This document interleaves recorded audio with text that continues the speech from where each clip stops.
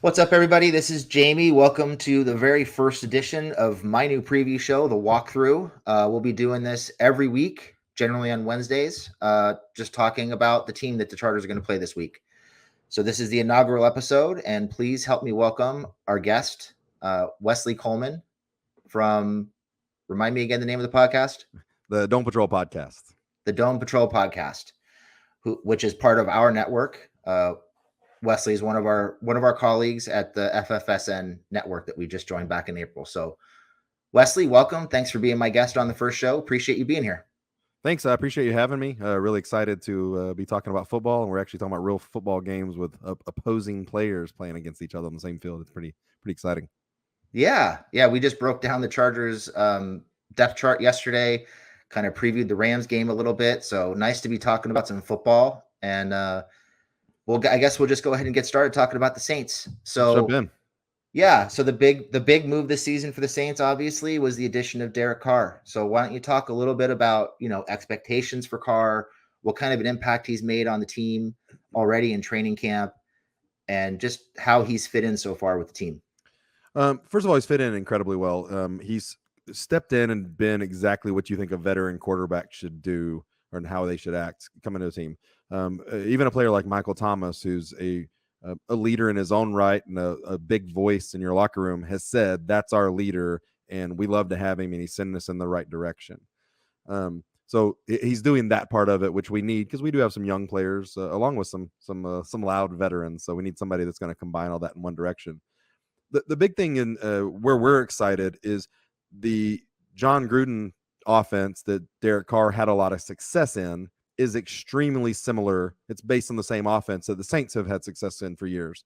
So we're putting him back in the offense where he had success. Last year, he was benched and ran out of town in Vegas. But it was no secret that Josh McDaniel was running what Josh McDaniel wanted to run, did not take input from Derek Carr, wasn't really concerned if it was anything like the offenses where Derek Carr had success. And obviously he didn't have success. He wasn't comfortable there. So the Saints are putting him in a position to run in the offense where he's had success. We've actually even brought in John Gruden for meetings and had John Gruden and our head coach and offensive coordinator and Derek Carr in meetings, just kind of working on verbiage and opinions of what works best. Hopes are really high. And it's easy to look at this situation and be a fan and ignore what happened last year and say it was a bad situation and say he could have a career year if we're putting him back in the best situation to succeed.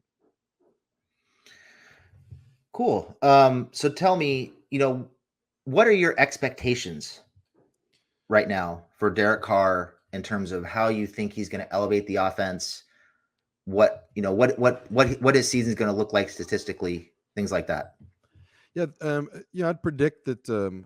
Think he's going to make a really good run at something in the 40 touchdown range, maybe upper 30s to lower 40s.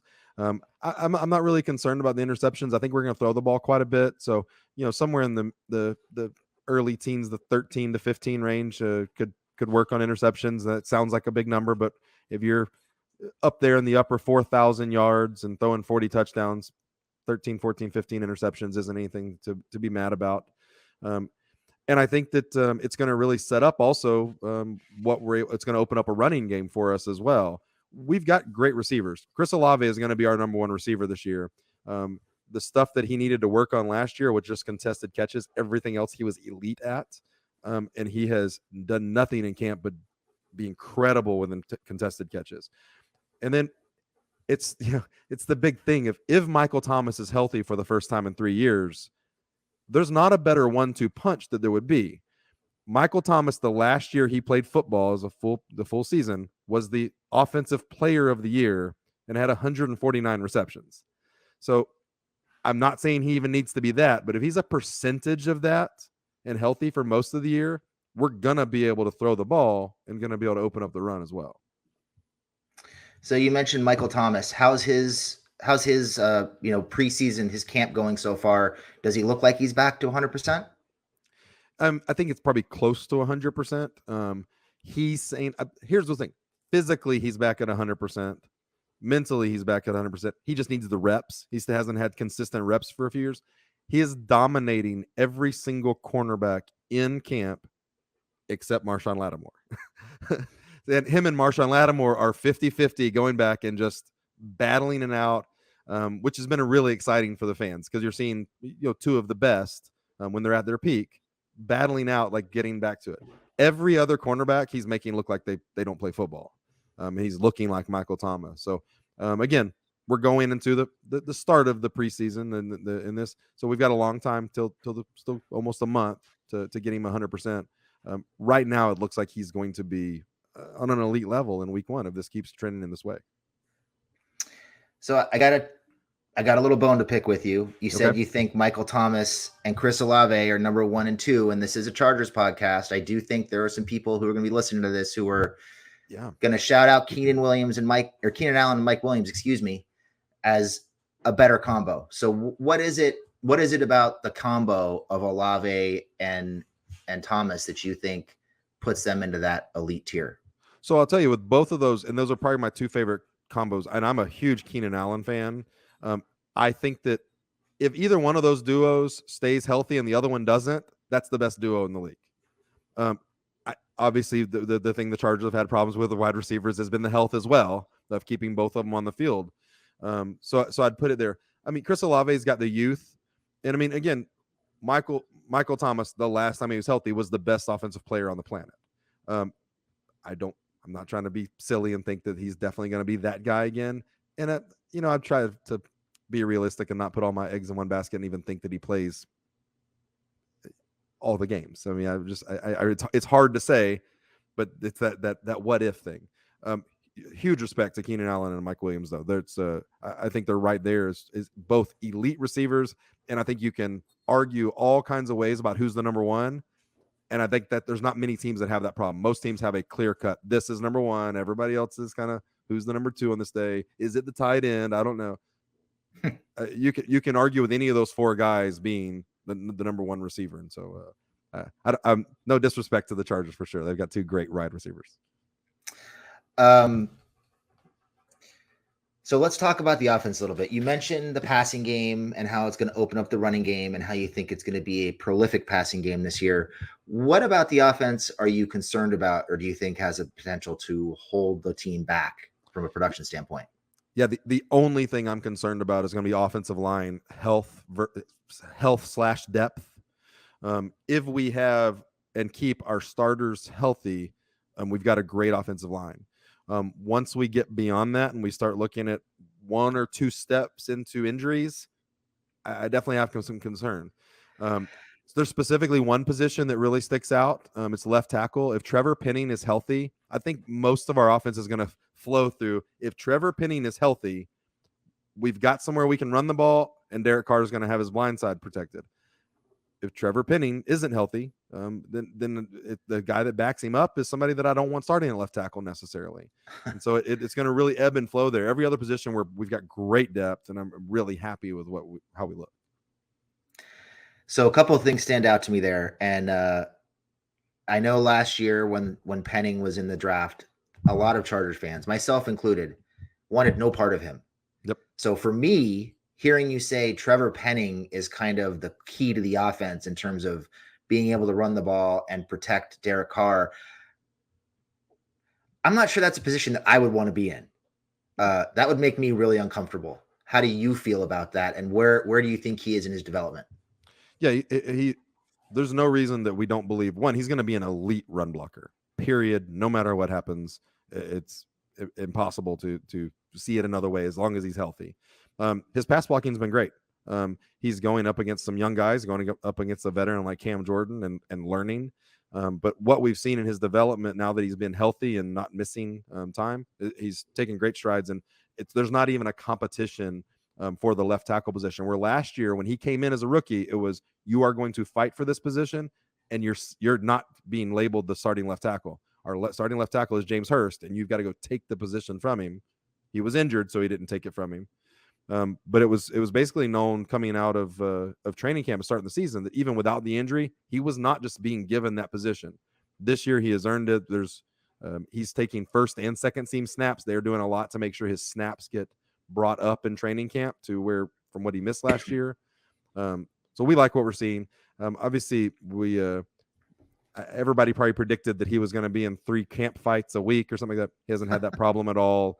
Kind of some tenacity of a guy that's going to play to the whistle is a thing that we can be a fan of, and we're excited to have him. And if he can be healthy, there's a big part of our offense is going to ride through him. The other thing that stands out to me is you're talking about keeping the receivers healthy and keeping the offensive line healthy, and that's a conversation that we have about the Chargers every year. So in a lot of ways, I feel like we're talking about the Chargers, not the Saints. It's giving me a little bit of a chill, making me a little uncomfortable, to be honest with you, but it is what it is. So let's talk a little bit about the defense. What's going on? It sounds like, just based on what you were saying about Michael Thomas and how he's faring against the secondary, that maybe there might be some concerns about the secondary. What are the strengths of the defense, and what do you think are some of the things that need to be addressed on defense? No, I mean, to be fair, we're pretty excited about the defense, and even those cornerbacks. I mean, they're losing to Michael Thomas, so it's not something that we're too concerned about because they're doing well against other players. Having Marshawn Lattimore, and then there's a great battle going on for the other cornerback between Paulson Adebo and Alontae Taylor. Alontae Taylor is just the 10 out of 10 long athlete that's super fast and can kind of make up for anything that happens and just always looks like he belongs there. And then Paulson Adebo is a former wide receiver, came out of Stanford, really smart cornerback that always has himself in position and kind of probably he's a little bit less athletic than Taylor, but has great hands for getting on the ball. And they are battling it out. And with our depth chart that came out, they were both listed as a starter. It said Paulson Adebo or Alontae Taylor. It didn't list either one of them. They are neck and neck for the battle.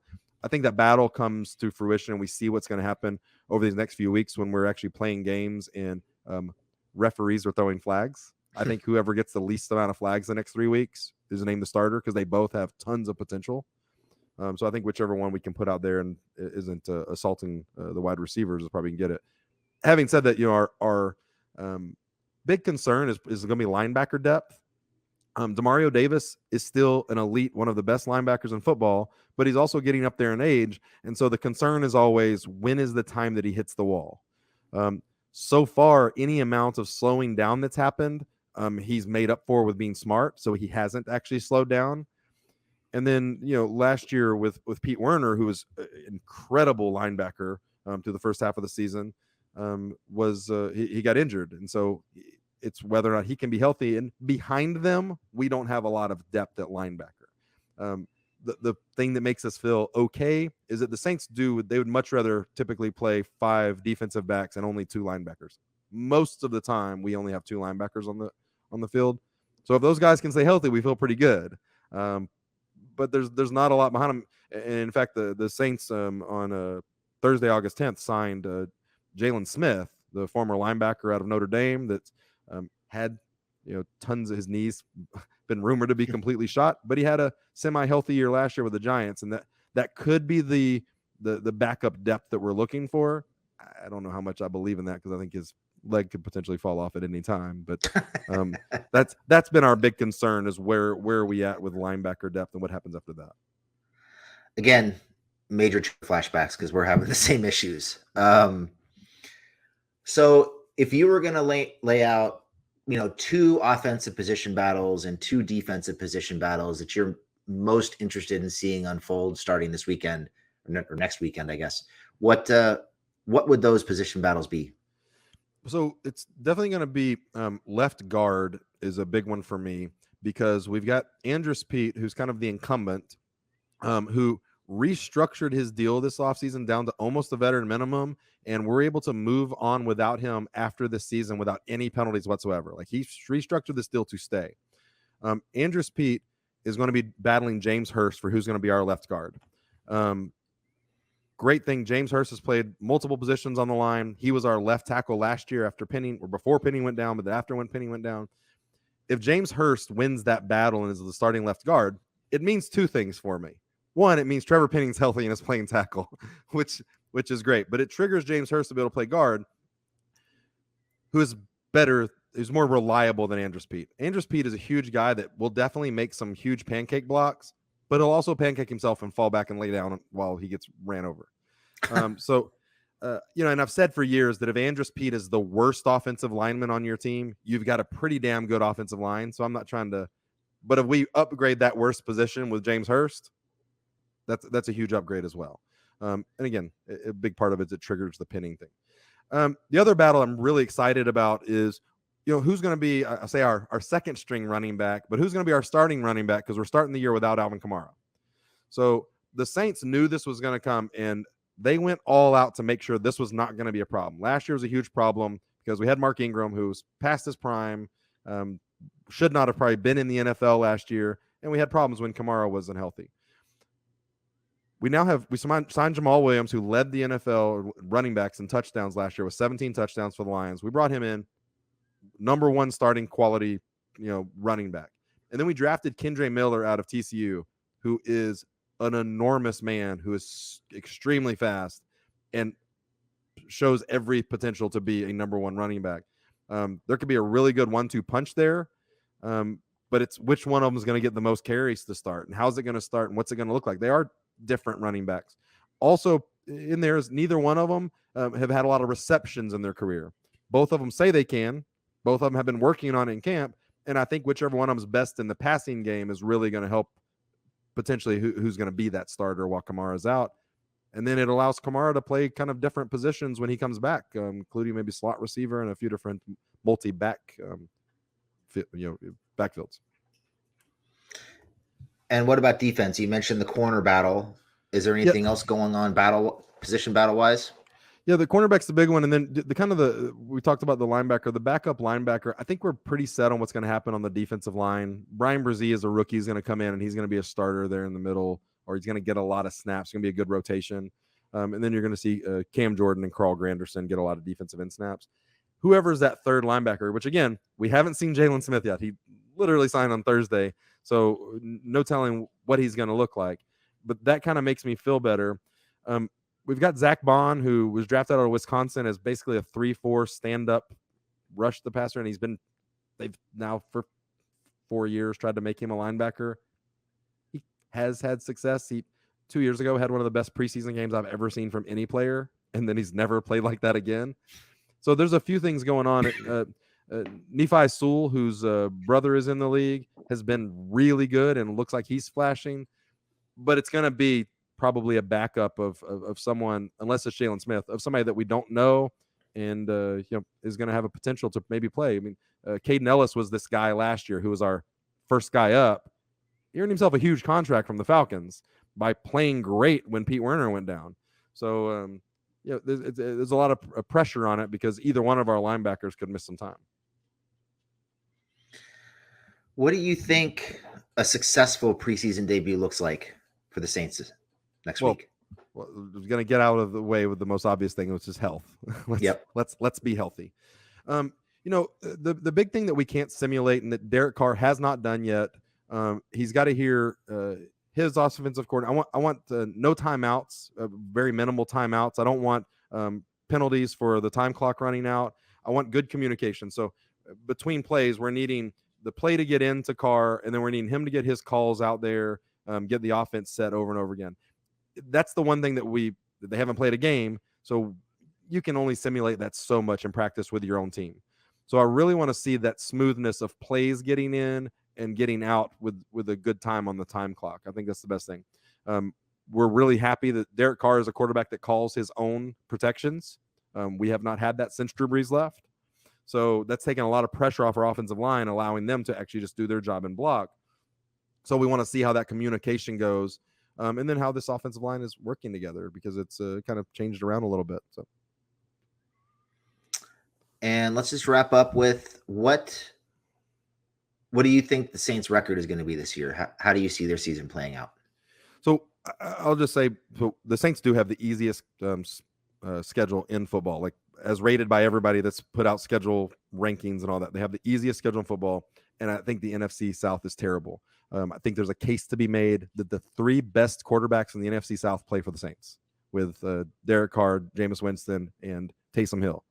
Now, that may change in the future with some of the young guys, but right now, those might be the three best quarterbacks in the NFC South. I think that double-digit wins is going to make sense. I think that 10 is probably what comes out. I can look at the schedule, and it's really hard to not find 11 wins. Having said that, I know that things get crazy, so 10 is kind of the number I'm sitting on, but 11 is not going to surprise me.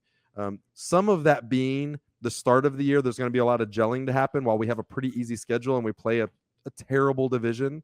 I think by the end of the year, we're actually earning those wins, being better than other teams.